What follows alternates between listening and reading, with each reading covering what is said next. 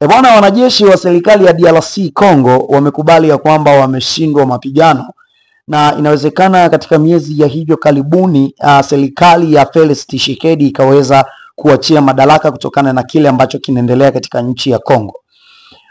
Moja ya wanajeshi ambao wamefanikiwa kuhojiwa wamesema ya kwamba wanahisi kwa 85% ya kwamba waasi hawa wa M23 sio wa Rwanda wala sio wa Congo, kwa sababu tekniki ambazo wanatumia katika mapigano sio tekniki ambazo wao wanazifahamu kirahisi. Kuna wakati mwingine unakuta bastola zina shuti zenyewe na unaenda unakuta hakuna watu, ina maana wamezifunga lakini zina shuti zenyewe. Kwa hiyo wakati mnapiga pale ambapo mnasikia milio ya risasi inatoka, unaenda pale unakutana hakuna wanajeshi, unakutana na silaha tu. Na hizo silaha ambazo wanakuwa wanaziacha si hizo tu ambazo wanakuwa wanazitegemea, bali kuna silaha zingine ambazo wanakuwa wameziweka kwa ajili ya akiba, kwa ajili ya kuwashambulia wanajeshi ambao wanatetea dola.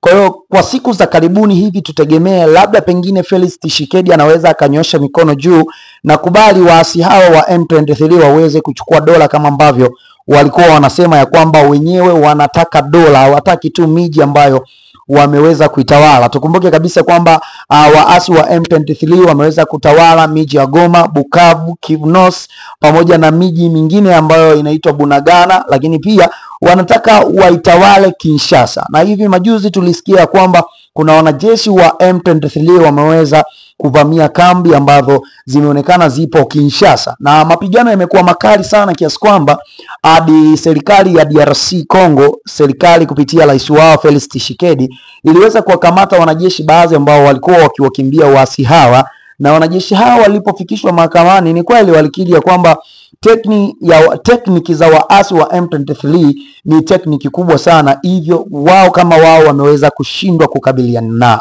Lakini kitu kingine ambacho ni cha ajabu zaidi ya kwamba risasi hizo zimeandikwa nchi ya Gabon, yani katika lebo ya, unajua katika masuala ya kivita, katika masuala ya silaha, kila nchi ambayo inadhalisha risasi huwa inaandika jina lake kwamba made from wapi, made from wapi, made from wapi. Lakini ubahati mbaya zaidi kwamba risasi ambazo wanazitumia waasi wa M23 ni risasi ambazo zimeonekana zinatoka nchi ya Gabon.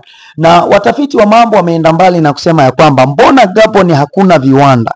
Mbona Gabon hakuna sehemu ambayo wanaweza kutengeneza risasi? Sasa kimetokea kipi hapa? Watu wana diplomasia wameenda mbali na kudai ya kwamba huenda kuna nchi ambayo imeweza kutengeneza na kiwanda ndicho kinaitwa Gabon, na sio kumaanisha kwamba risasi hizo zinatoka Gabon, kwa sababu Gabon bado teknolojia yao ipo chini sana, hivyo hawawezi kutengeneza kitu ambacho kinaitwa risasi au bunduki na risasi nzito ambazo wanazitumia hawa waasi wa M23.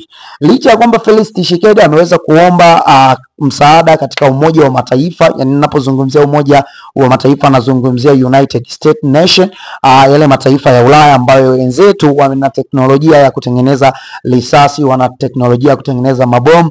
Labda tutegemee siku zaidi karibuni Umoja wa Mataifa unaweza ukaruhusu United States iweze kuingia katika nchi ya Kongo ili kuweza kuleta hali ya usalama na hali ikawa shwari kabisa. Kama ni mara yako ya kwanza, ningekusii tu bonyeza alama ya subscribe kisha utanione notification, na kufanya hivyo utakuwa umejihakikishia kupata habari mbalimbali ambazo tunakuwa tunaziachia kupitia channel hii Koni Online TV. Koni Online TV, it is best, it is quality.